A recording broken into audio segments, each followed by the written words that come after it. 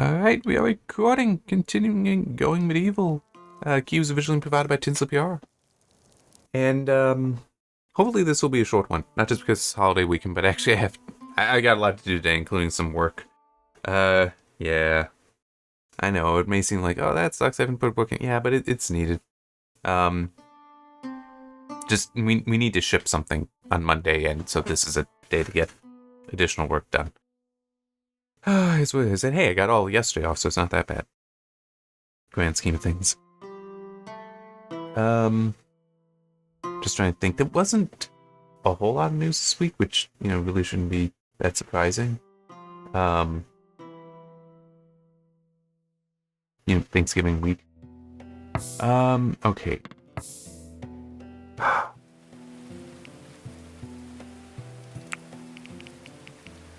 No, you definitely take a weapon. Although, what are you actually good at?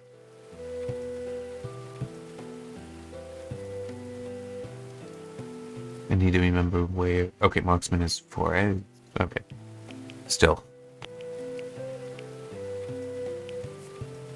All headgear, all apparel. Yeah. All armor. They can also all have shields. I don't.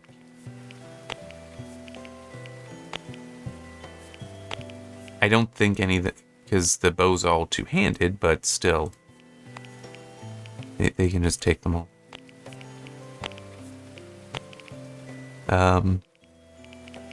Okay, what do I want to do?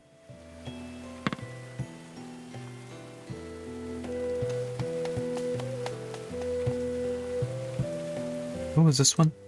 Willow. And I think I knew that. What I mean is, I think I knew I was without any saplings of that.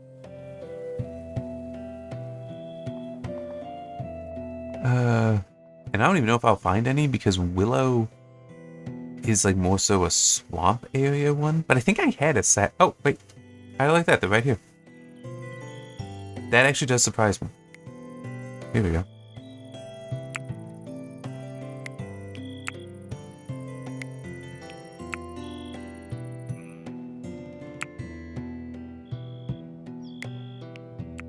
There. Okay.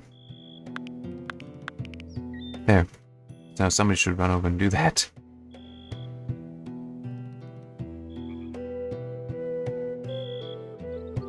Yeah, reserved by. And it's a question of how they're gonna get to him. Oh, there's a ramp there. Okay, I didn't see it. It's kind of hidden by that tree. But...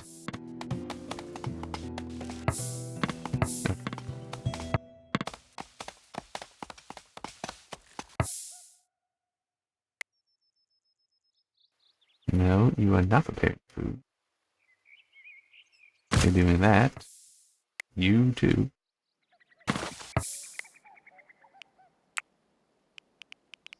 Priority haul. Come on. All of that.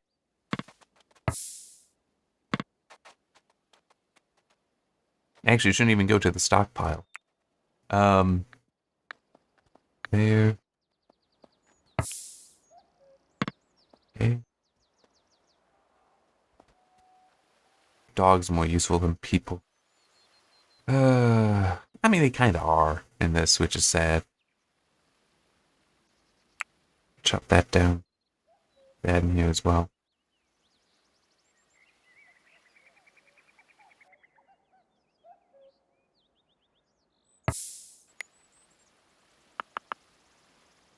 Okay, how can I...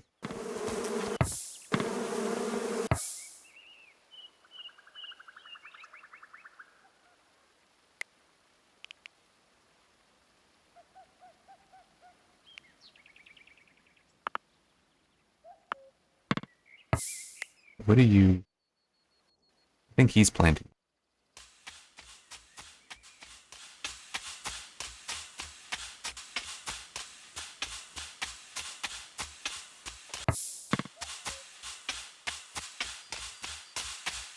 Okay, there's another. Okay. I had 4, so good. They are all working on that. Perfect.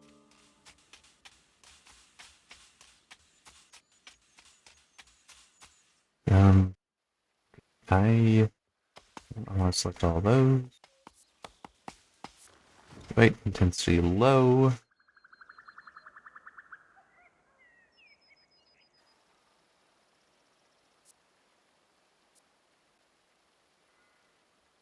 It's spring, so I figure that might still be helpful. Oh, alright.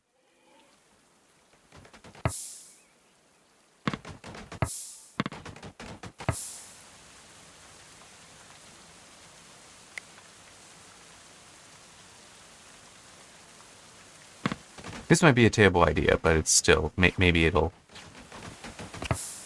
scare it off.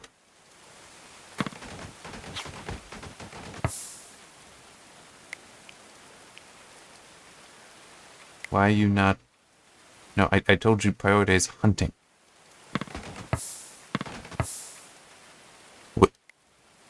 What?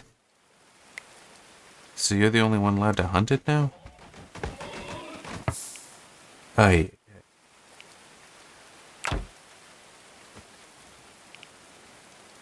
this is just dumb.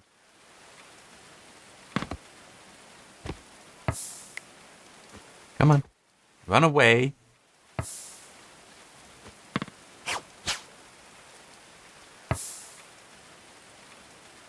Actually, yeah, go inside. Because it shouldn't be able to get in.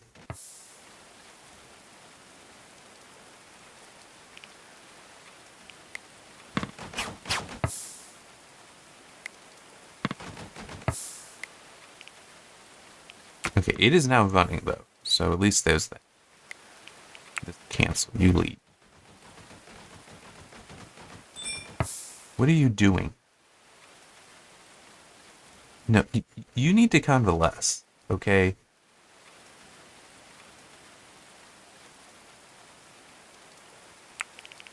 It's like, it is the highest priority you have. Where the heck did you go? Okay. Oh, she went... Oh. Your schedule does not work. What the hell? You're nearly dead. You have a mild concussion, bruised arm, bruised chest, dislocated shoulder, pierced flank, and pierced chest. And what are you doing?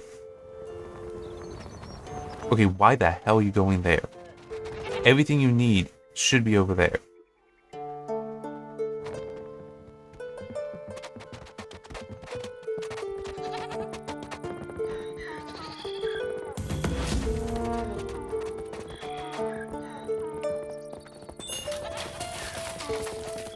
Thank you for finally getting to that.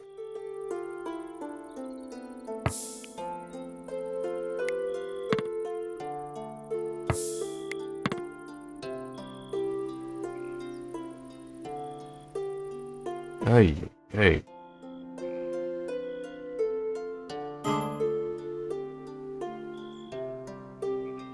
Alright, I gotta think what do I want them to do?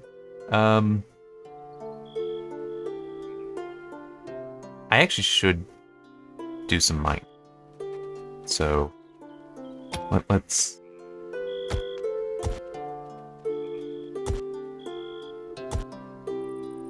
Only interest in the clay.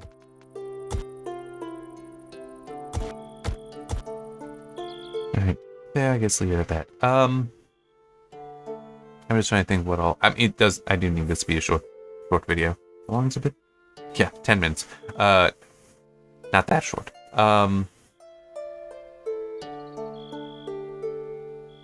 Haven't been tempted, since we got all the Black Friday sales and autumn sales and all that going on, I haven't been tempted by much, at least as far as video games. Got some movies, television show, that stuff coming. So that's gonna be fun for me. It's like Satisfactory is still taking a lot of my time when I just want to play a game to relax. I will admit, I do want to get back into doing some reviews and all that. There's honestly a part of me, though, that's like, I'd rather just work through my back catalog, do some reviews of older games. Like, kind of want to replay Dragon Age Origins. That wouldn't be a review. I've already done that review, but I haven't recorded the playthrough. So that would be fun. That would be fun. That would be third time that I've played it. Okay, come on.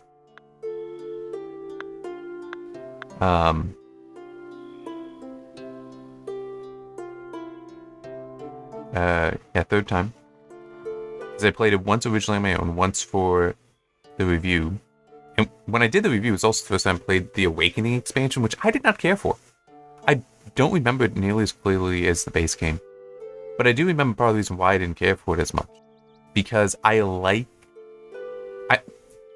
invested like over 100 hours into one playthrough at a time. Each playthrough was over that. At least I think it was. Anyway, all that, building up my character, building up the other characters, all that.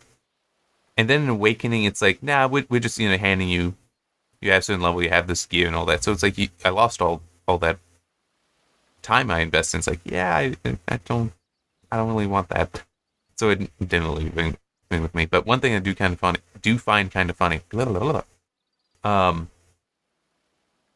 is that, because I have it on Steam, I wouldn't mind getting a GOG copy, so DRM free and all that. And also they're saying that it, let me actually look, because there were some issues with it. Because it's part of that GOG preservation program thing. But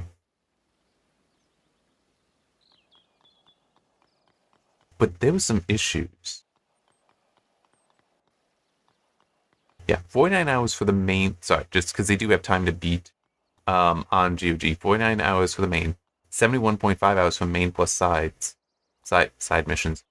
104.5 hours for completionists and 73.5 hours on average for all styles. Yeah, they just pull the information from how long to beat, which is a neat site. Okay,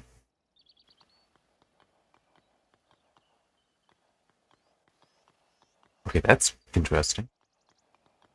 Now I want to look at the discussions on this even more.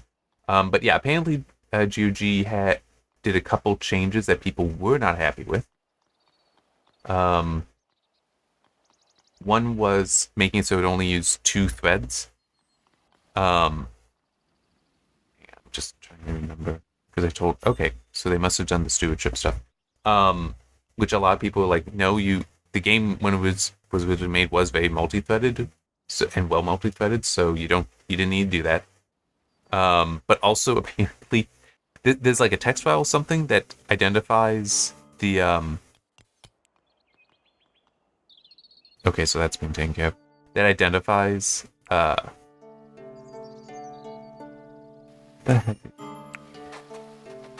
okay.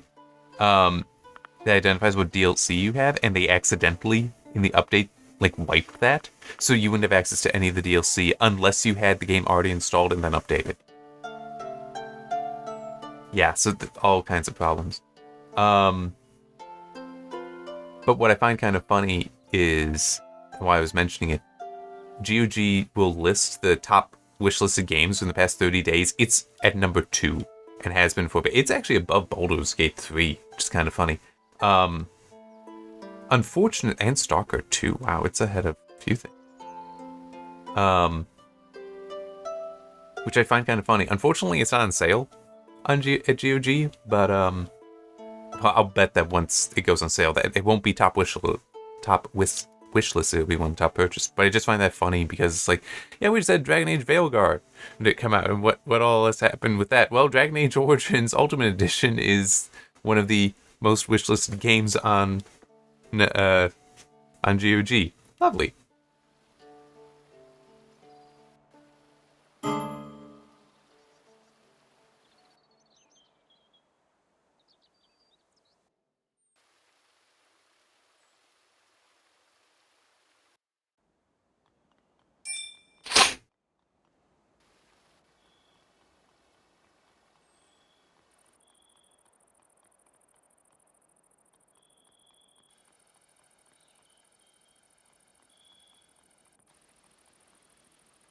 Yeah, this is accurate. I know that there are. I'm just looking one of the discussion threads for Origin, and I get the whole.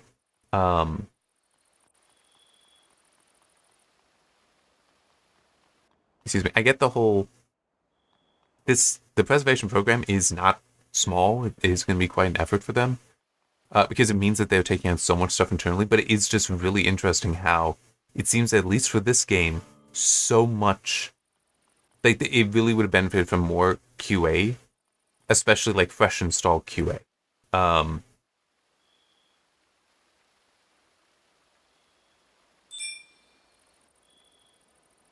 So yeah, this is, but it is also, to be fair, this is the one I'm mostly looking at of all of them. I haven't been looking at, so the others may be fine. It's just that this one might be an outlier.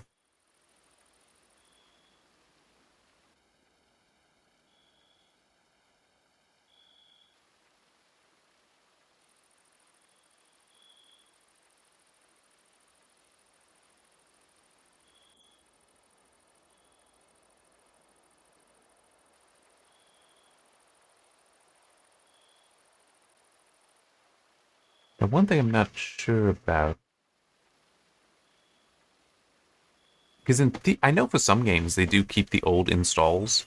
I don't know if that's the case for Dragon Age Origins, but I see one person had asked, basically, what was the last version before the preservation program that has all its issues, and somebody's sharing that, so I'm just not sure. I don't remember what the policy is for GOG with older. I know for early access, their early access games, and also things like The Witcher, but that's CD Projekt Red, that's a sister company. The older versions are kept. I just don't know if something like this would be. In theory, though, the Steam version hasn't been touched by any of this, since why would it be? But it may have its own issues. That's why there's a bunch of mods for it. But in any case, I do find it amusing that it's like, yeah, latest game in the series, been decades since the last one. We're gonna start wishlisting the original. Oof. Not a positive thing.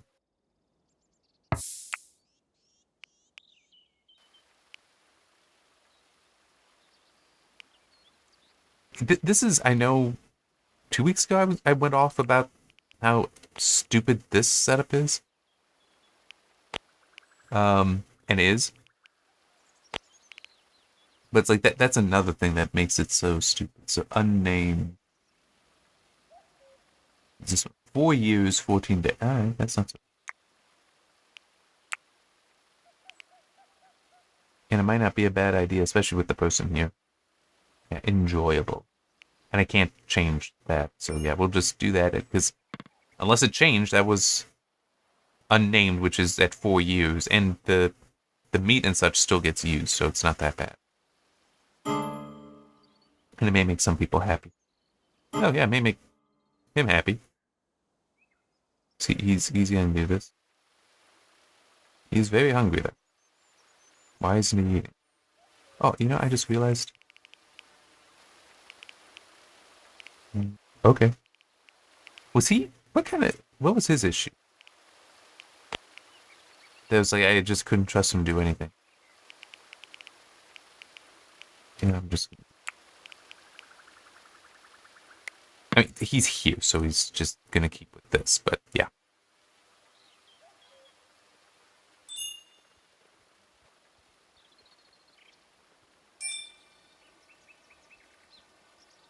Oh, that's kind of dark. We just killed one cattle, and another one came in to immediately pick up the body to then be butchered. That. Or. So it should be, yeah. Pop that up.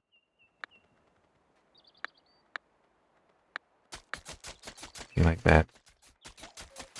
Good, so people should be happy.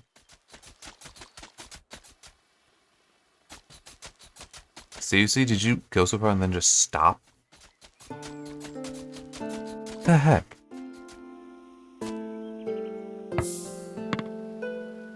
Hey. Anyway, going back with the whole Dragon Age thing, what has occurred to me, though, is I think what I might want to do, if I'm going to start like doing some reviews again of older games and backlog, as much as it is, I would like to replay Dragon Age Origins. I think what I would do first, And I don't know, because I don't know how much time I have for... Well, I don't have a lot of time for various things at the moment. I think I would actually work through the Mass Effect series.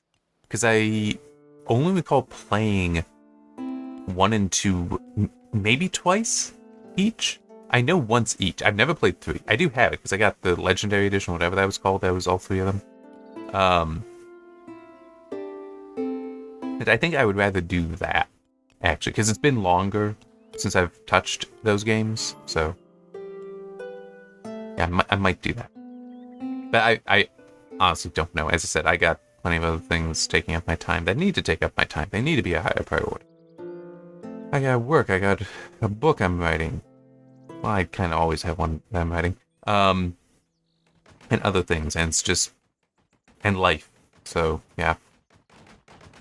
Trying to stay sane. Things like that.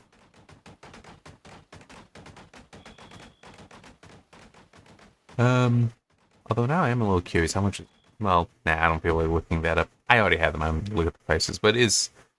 You know, one thing... I get some of the criticism for Mass Effect 1, but there is one thing about it that I do like, and I do understand why some people wouldn't like it. It didn't use ammo in the traditional sense. It used, like, this thermo ammo system that was basically... Yeah, you actually have unlimited ammo. It's just... whenever you fire a gun, it builds up to overheating. And once it overheats, you need to let it cool down. And it was a neat mechanic. I like that, because then I do worry about, do I have enough ammo?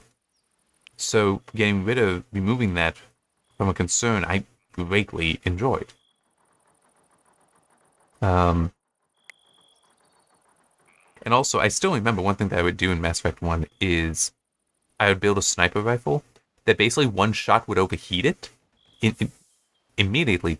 Actually, no, I think sometimes I could get 2, where it would be like up to 95% overheated. Well, up to 95% the limit of the heat, and then fired one more time, and that pushes it over. So then it has to cool down. But what was neat about that is very high damage. And it's like, well, yeah, but it already takes so long to reload the thing that's actually, like, no, it was a single-shot rifle, but it was so powerful. It was really effective.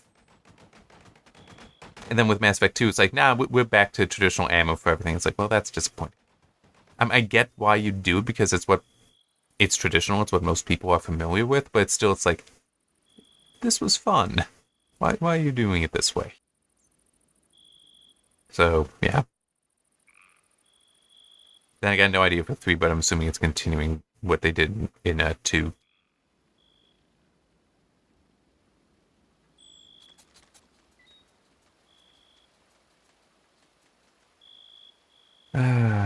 I'm just trying to think what else is there that I can talk about.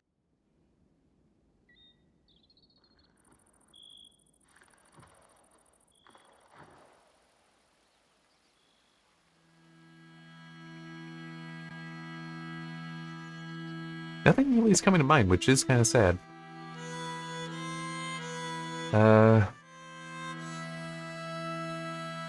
Yeah.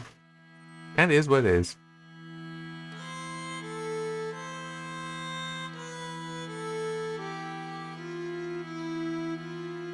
Did see the one thing that apparently Elon Musk has said that he wants to start getting into, well, not necessarily he personally getting into game production, but he wants to, I'm assuming why am I missing one?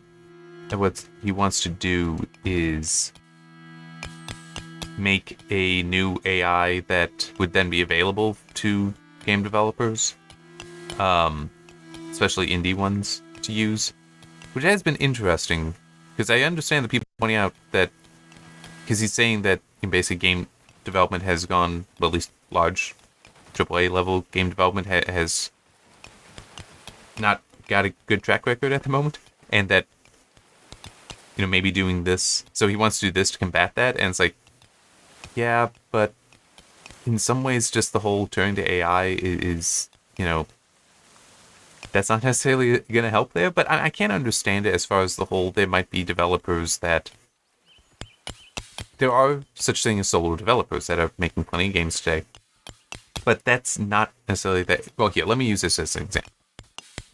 I write. I mentioned earlier, I write books. I edit those books. I typeset those books. I do all that myself. And a lot of that I'm at least competent at, if not good at. I'm not good at cover art, though. I'm not an artist.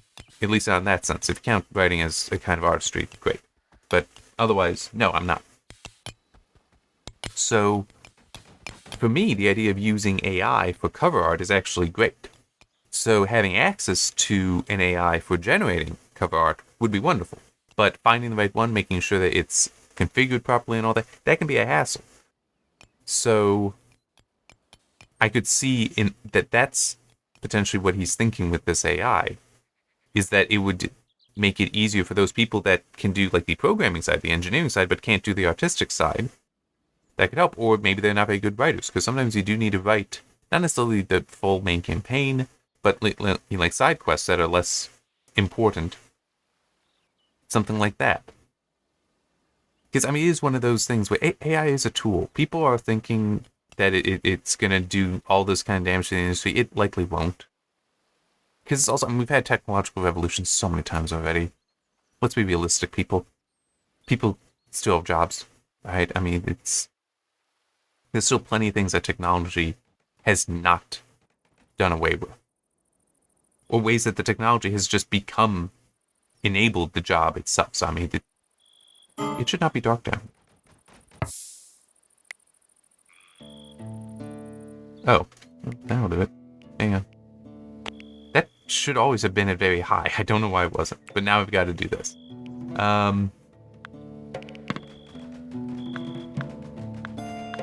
That's also nonsense. That's really nonsense to me as well. It was at 1 earlier, and no one went to refuel. They really just... This whole system is such garbage.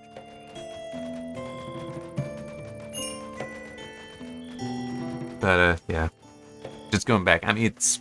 Because I also had a discussion with some people, which I was outnumbered in that discussion, because I recognize AI is a tool, but they were very much, oh no, this is the death of industry and jobs and creativity. It's like, no, it's not. Like, the idea that, oh no, this only exists so that you can replace the artist. It's like, no, that's not the case.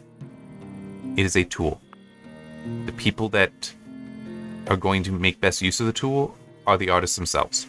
And it's like, I'm sorry, but that is a reality. I mean, it's like, I said, I write. Let's assume, maybe it's wrong, but let's assume that I'm actually a good writer. I'm never going to use AI to write a story for me, I understand that, but it's still, I mean, at most I could see being helpful for, like helping finding spelling errors and especially grammar check, like an intelligent grammar check would be awesome.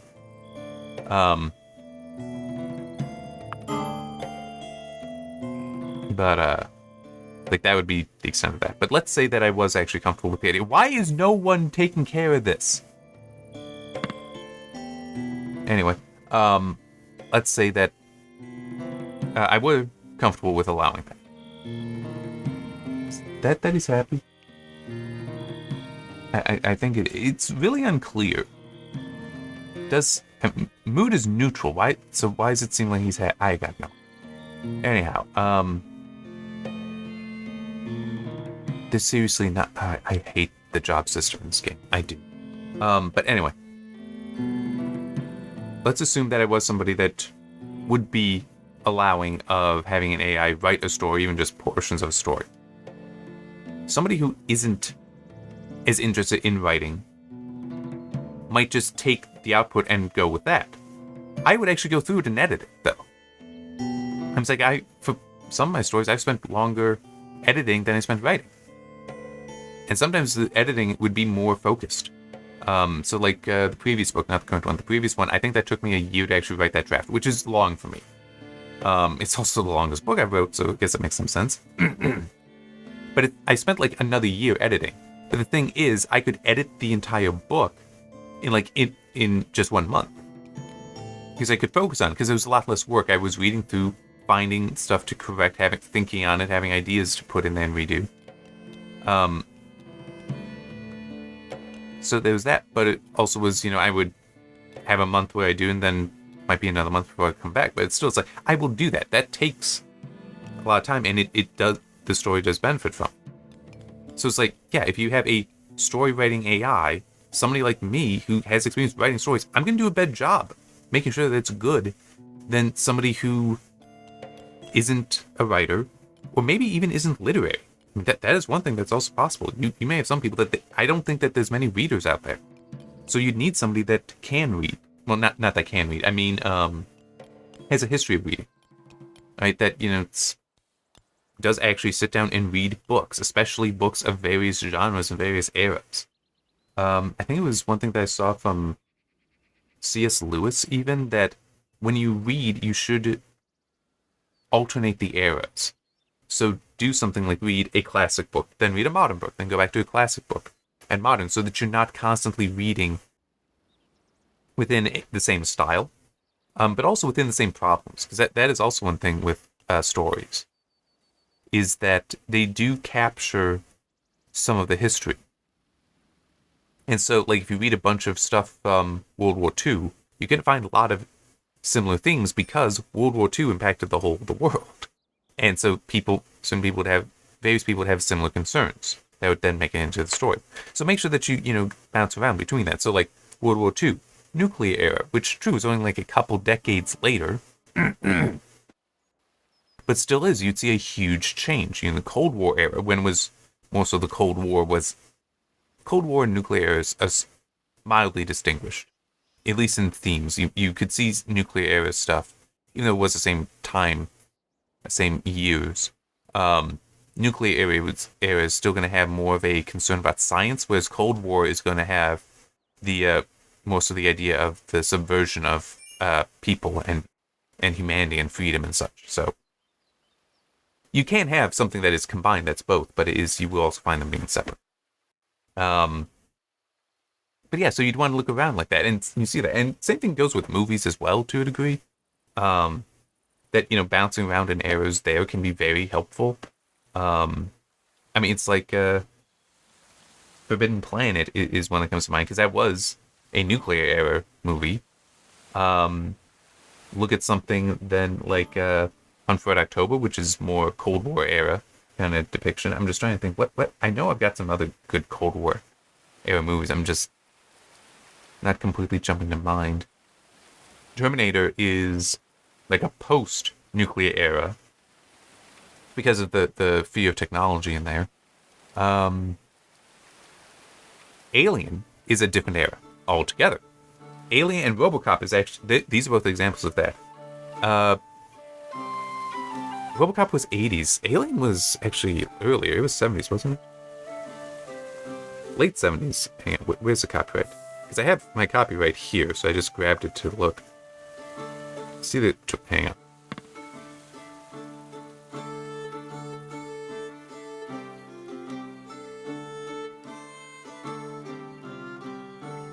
There. Okay, where's the original copyright?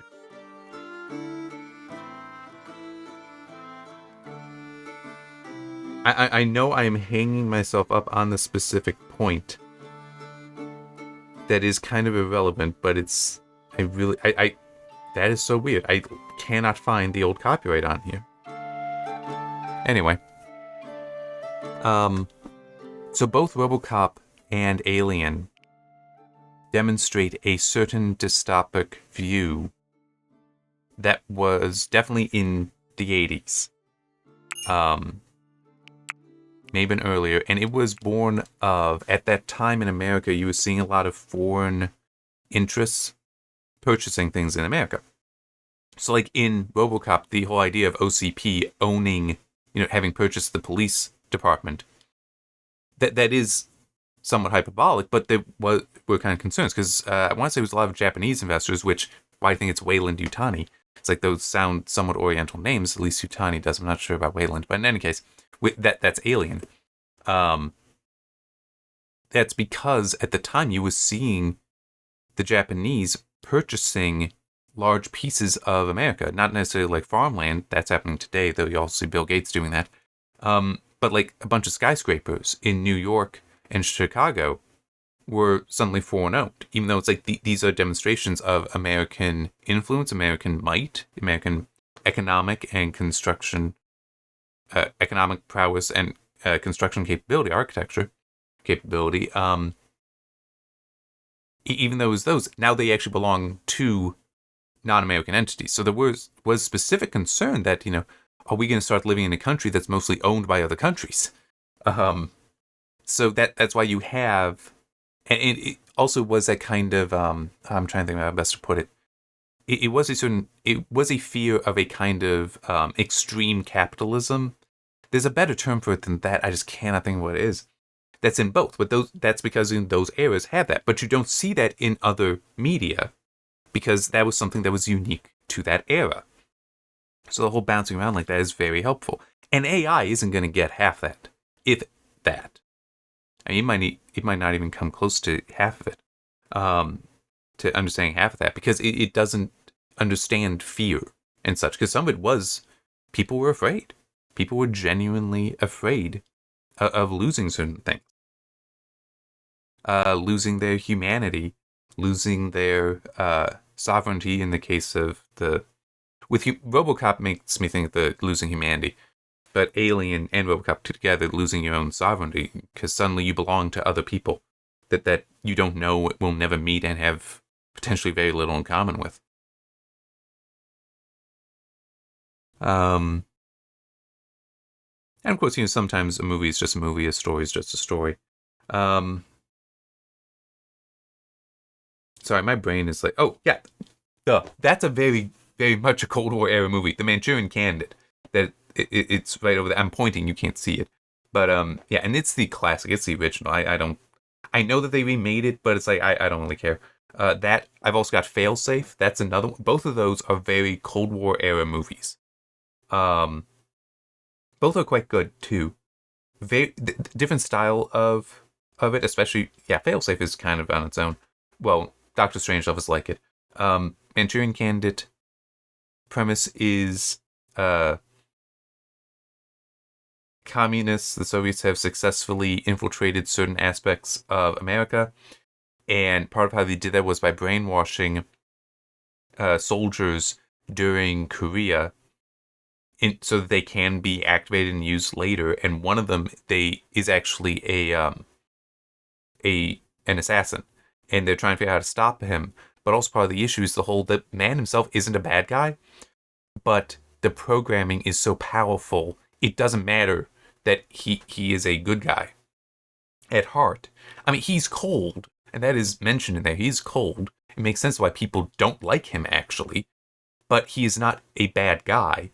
But he is made into this cold-blooded killer by it. And the whole story around it is actually very, very sad and upsetting because of what hell he is put through because of this. But it is a very good movie. Failsafe is, and the funny thing is, Failsafe was very close to being real. So the idea in that is basically an accident triggers a bomber group, a nuclear bomb group, to believe that they've been given the orders to go and bomb Moscow. And so the whole of the movie is basically trying to stop them, trying to figure out what happened, trying to stop them, including helping the Russians shoot them down. But because of there being mistrust, that leads to problems and things like that. I mean, it's a very interesting and good movie. Dr. Strangelove is a parody of the same story. They're both based on the same book. And it's funny. Failsafe was originally scheduled to come out first, but I think it's Kubrick that did Dr. Strangelove. He told the studio, no, because I don't want my movie to appear to be a parody of that. So they were like, okay, they pushed Failsafe back. Dr. Strangelove comes out first, but no one wanted to see Failsafe because everyone wanted the humor of Dr. Strangelove. But the ending to it is, I kind of want to spoil because it is such an ending, but if you can't find it, watch it. It is a good movie. It is very much a Cold War era movie. And I guess the best way to put it is, because I can believe a lot of people today don't understand Cold War era movies. They don't understand the actual fear and such that was during the Cold War. And even then, that changed over the decades. I am an old soul, to be clear. because I mean, I was born in '89, so I have no conscious memory of the Cold War except through the old stories. But still is watch it because it should give a good example of why it was scary. The Cold War legitimately was a scary time. Because what is depicted in Failsafe is, to some degree, some of it that isn't necessarily what would happen, but some of it, no, that is exactly a fear that people had would happen. Then accident would lead to nuclear war, and how do you stop that? How do you keep that from happening? And a lot of it is fairly reasonable. But as I said, it did actually nearly happen in real life. There was, I don't remember what it was, but there was a confusion with the Soviet early detection systems, early warning systems, and I can't remember the guy's name. This only came out years after the Soviet Union fell. But there was a colonel there who was in charge, and he technically disobeyed orders. Well, standing orders, I should say. That in certain events, he's supposed to initiate a strike, or at least report up the chain to get permission to initiate this strike. But he was like, I don't think these readings are correct. He had enough doubt that he refused to give the order. He failed to give the order to initiate the first strike, and it was a good thing too, because it was an error. It was an error. And yeah, I mean, that came out decades later, that actually something like Failsafe, like Doctor Strangelove, nearly did happen. So yeah, there's, looking at old stuff, it's a lot of fun. How did I get on this topic? I don't quite remember. I remember I was oh yeah, that's a nuance that AI wouldn't get. So you always need the human component there to get the most out of AI, because it doesn't know what it's doing. It has no understanding of that. It is answering questions, but that doesn't mean it understands the questions enough to give you a correct answer. You have to determine that's a wrong answer, give it to me again. So it's that is the reality of it. That truly is. So, but it's still, people are pinning a lot of hopes on AI that's like, yeah, no, that's not how that's actually going to work. Anyway, I actually do need to stop, and oh yeah, I'm running out of time because I've got work I need to do today. So anyway, see you later. See you next time.